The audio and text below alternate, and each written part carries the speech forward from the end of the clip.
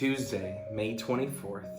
You guys should be reading 2 Samuel chapter 15, 16, and 17, along with Psalm 3 and 63, and Romans chapter 1. In this couple chapters, we see some really sad events unfold. We see David is starting a family, and I said this a few days ago, but we would see David going from really good times and really things where he's praising God and using everything for the kingdom of God. He makes some poor choices and everything just starts to go downhill for David. And in chapter 15, what happens is David's son, Absalom, starts a conspiracy against his father. He starts going out to the city gates, and so when people started coming into the city on their way to the palace to talk to the king about their problems and issues, he would say things like, "There's no judge up there for you because my father has dropped the ball. But luckily I'm here to take care of you." And he would take care of them. And he spent 4 years building a reputation with the people that David can't be trusted, but I can be trusted. And he starts building a following because he's not ready to wait for his dad to die to become king. He wants to be king now. And so he unfolds this conspiracy to overthrow his dad. And he goes before King David and said, "Hey, I made a promise to God that when I returned to Jerusalem, I would go back to Hebron and I would worship him there." It was a lie. But he wanted to amass a following, get ready to march on Jerusalem and get all his followers together. So David says, "Peace be with you, go."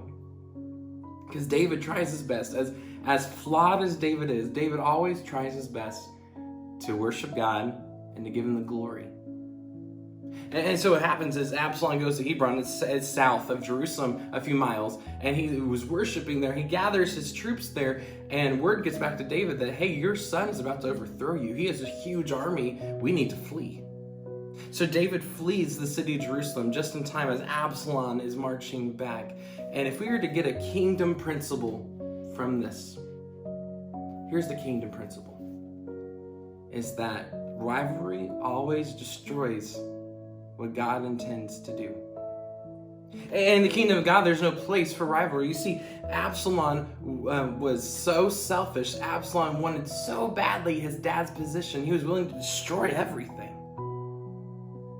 to oust his father, who he thought wasn't doing a good enough job, instead of waiting. Remember, David waited for God to exalt him, for God to use him in a position of kingship. David waited because he knew that you don't turn your finger against God's anointed. Absalom was so selfish, he didn't care. He wanted to speed along the process. He wanted to be king and would destroy everything in the process so he could be king.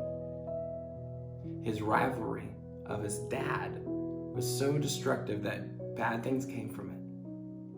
And the kingdom started to fall apart. It was a civil war within the kingdom of God. You see, in God's kingdom, nowadays, churches, we do this all the time, don't we? We get so frustrated with other churches, what they're doing, and we start to spin stories because we want all the glory for ourselves, and we got to stop doing that. The kingdom principle is in the kingdom of God, there is only one king, one kingdom. Our king is Jesus, and we serve in his kingdom together. We're not rivals of each other. We're on the same team, pushing the same mission forward. To be a people who glorify God by being disciples, people who love and obey Jesus, by making more disciples everywhere we go. Other churches may have different words they use and different things, but it all comes back down to that mission. One king, one kingdom, following a great God in heaven.